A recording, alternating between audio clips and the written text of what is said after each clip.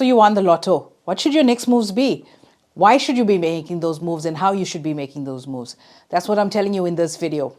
Hi, my name is Yolanda. I'm a wealth advisor, and it is my goal on this platform to give you easy, actionable tips, content, and strategies that you can use to manage money well, to live abundantly, and build generational wealth. I'm also the director of Solomon Wealth Management. We are a brokerage based in Durban where we help South Africans, local and international, get their money right and build generational wealth. So if you need help at any time during this video on any of the content that you've seen of mine, you want to implement things like that for yourself or something different, click the link where you're watching this video and I would be happy to chat with you one-on-one.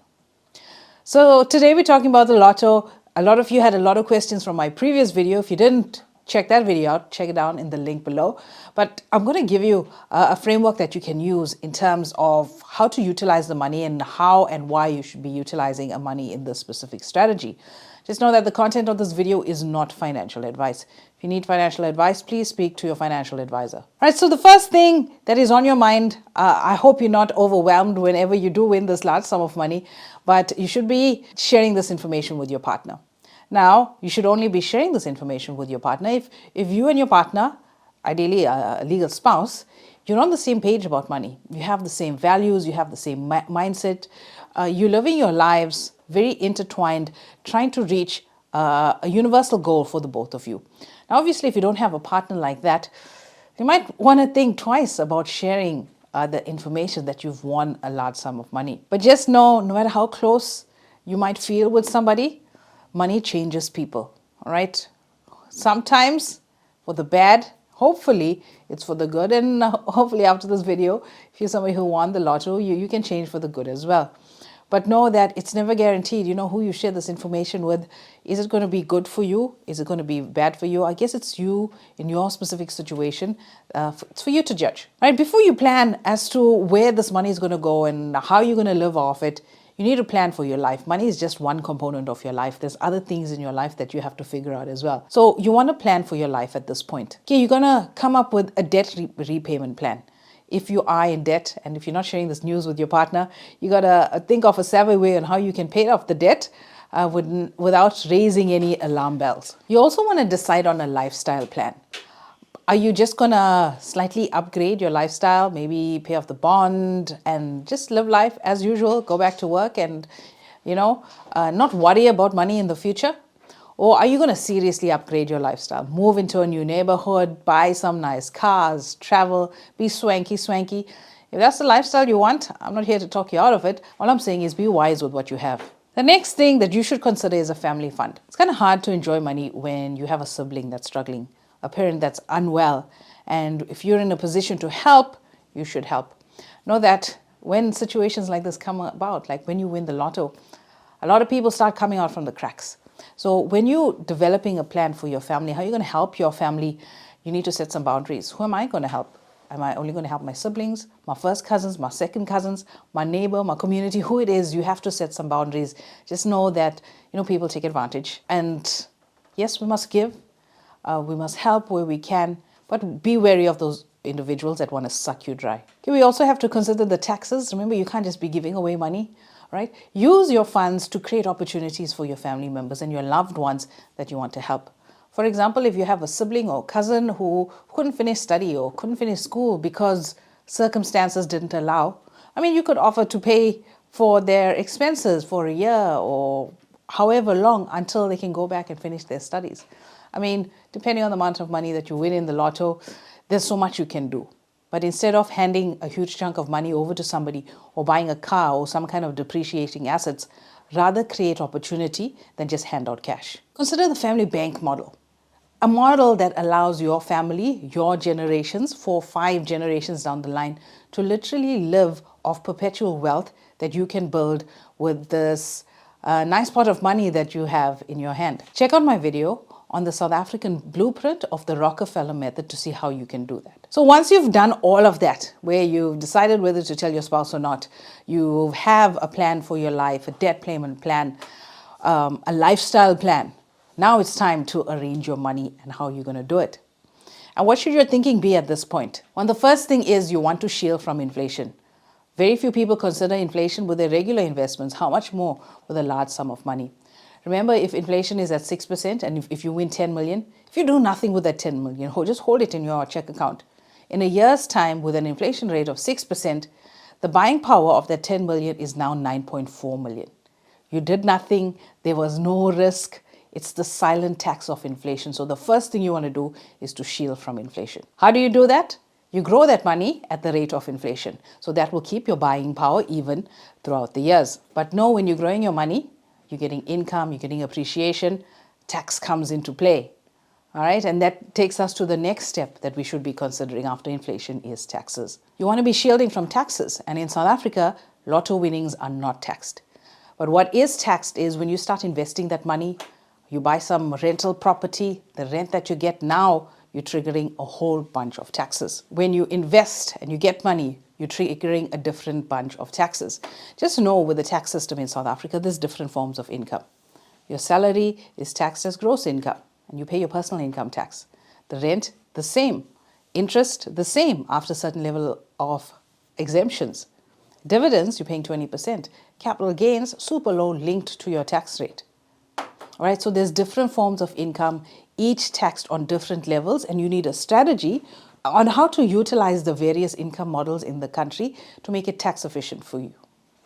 You have this huge sum of money, count every rand, every cent, count it. Because over a period of time, we've seen so many people just squander a fortune, and I don't want that to be you. So after we've set up a plan to shield from taxes and inflation, now we're going to start growing our money. So there's two ways to grow our money, either actively or passively. Actively, we take some of that money, we buy a franchise, we start a business, we hands-on in the business, we consulting here, we hands-on in the franchise, we actively trading our time for rands to grow the business. The next way is passively. All right, there's no true passive investment. It does involve some kind of work at some point. For example, let's say you go into property, you buy a bunch of properties. You either manage that yourself or you get somebody to do it for you and rid yourself of the headache, but they're going to charge you a premium. All right, it's not for free. So that's the passive investment where you're getting income, you're just not actively involved in the generation of the income. So when it comes to passive income, there's two roads you can take here. You can take a growth model where you want to grow your 10 million to 15 million the next year. You're going to take that 15 million, grow it to 22 million the year after that, and so on. So essentially, you're growing that pot. The next route you could take is income, where you want this 10 million to now be paying you an income every month because you don't want to do this 9-to-5 thing at all. But let's paint a picture. All right, how can we make these strategies work for you? Let's say this is your pot of 10 million. All right, and if you have 10 million, sponsor me some pens because my children take my stuff. All right, so this is your pot of 10 million. So a strategy you can use here is where you split this money up. Let's say we take 8 million, right? We take this 8 million and we put it into income generating assets that will give you income every month where you don't have to work. We take 2 million and we put it into growth assets, right? Growth assets don't really give us an income, but the pot is growing bigger. All right, here we can grow aggressively. Here we can be a little bit more conservative because we want a set amount of income every month or every year. It doesn't have to be like that, all right? If you're somebody who likes to take risk, then maybe it's a 5 million and a 5 million on the growth and the income sides. You just need the skill and the right kind of advice to build out these two strategies using the right tax wrappers and just being financially savvy, all right? You need strategies for those too. And if you're looking for a strategy, click the link where you're watching this video. I'd love to chat to you one-on-one. Now that you have your money plan in place, how you're going to split this money, what portion is going to grow, what portion is going to provide you an income, you've gotten advice as to how to get the income, how you're going to grow the money. Essentially, once you got that income coming in, all right, you got to manage this money. And it goes back to the basics where you have your monthly budget. You've got 50,000 Rand coming every month. How much for your living expenses? How much for going out? You know, it's a little bit easier now. You don't have that financial stress. But now you still have to manage your money well. Cut out the emotions when it comes to money, especially when it comes to the buying. You got to stop thinking that, I have a huge sum of money. Let me buy that fancy car, right? Use your income to try and come up with a plan on how you're living off the growth portion and not eating into the capital amount. And by managing your money well every month, you can come up with a strategy. The worst thing that you could do when you win a large sum of money is give in to instant gratification. Just go online and see how the winners have squandered it without financial literacy and without financial education and being bitten by the instant gratification bug. They want everything and they want it now because the money is there.